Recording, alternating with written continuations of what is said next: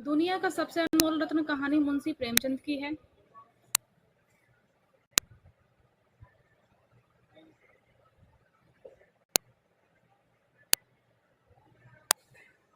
यह प्रेमचंद की पहली कहानी मानी जाती है।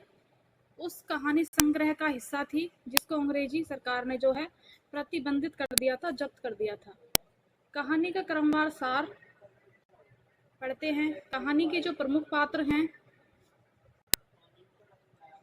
उनमें दिलफिगार है जो सच्चा प्रेमी है, दिलफरेब है जो सौंदर्य की रानी है, काला चोर है पश्चाताप का प्रतीक है, मासूम बालक है निष्कलुष है बचपन का प्रतीक है, सती प्रेम और त्याग का प्रतीक है, राजपूत वीर है देशभक्ति और बलिदान का प्रतीक है, जिसका जो है दिल फरेब अंतिम में आंसू लेकर के आता है, सॉरी खून का खतरा लेकर के आता है, जो कि देश की हिफाजत में गिरता है, जिसको जो है दिलफिगार स्वीकार करती है। हजरत खिज्र मार्गदर्शक है, जो बूढ़ा है, जो दिलफिगार को जो है उसका मार्गदर्शन करता है जब वो आत्महत्या करने के लिए जाता है।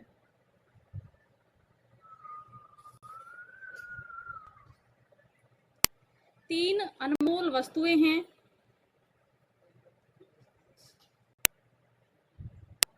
दिलफरेब खून से लथपथ बेशक्त हजरत काला चोर है।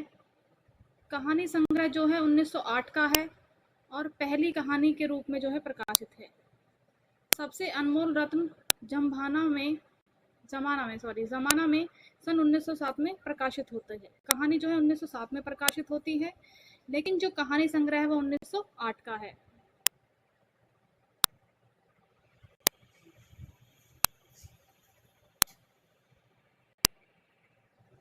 मल्लिका दिलफरेब अपने प्रेमी दिलफिगार से दुनिया का सबसे अनमोल वस्तु लाने की शर्त रखती है कि मैं तुम्हारे प्रेम को जब स्वीकार करूंगी जब तुम दुनिया की सबसे अनमोल वस्तु लेकर के मेरे सामने प्रकट होगे।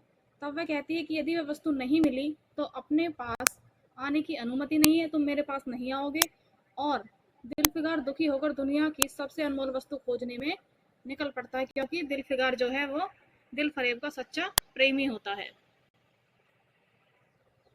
वह वर्षों तक जंगलों पहाड़ों में नगरों में भटकता रहता है, लेकिन उसको वो अनमोल वस्तु जो है नहीं मिलती जिसको दिलफिगार स्वीकार कर सके।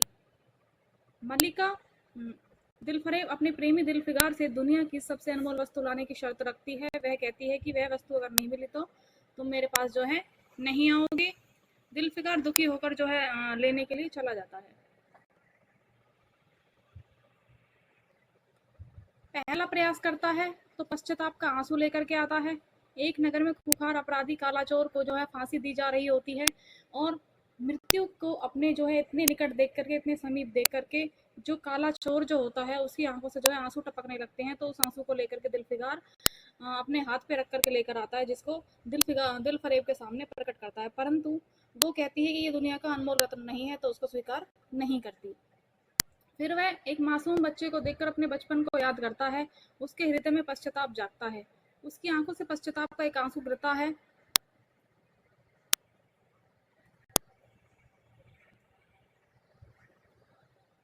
दिलफिगार उस आंसू को दुनिया का सबसे अनमोल वस्तु समझकर दिलफरेब के सामने लेकर के जाता है कि ये जो है उसने चोरी की थी और चोरी करते करते एक दिन जो है उसको मृत्यु दंड के जो है सामने आना पड़ा, और वो जो है अपना पश्चाताप कर रहा है कि अगर मैंने ये गलत काम करना शुरू नहीं किया होता तो आज मुझे मृत्युदंड नहीं मिल रहा होता।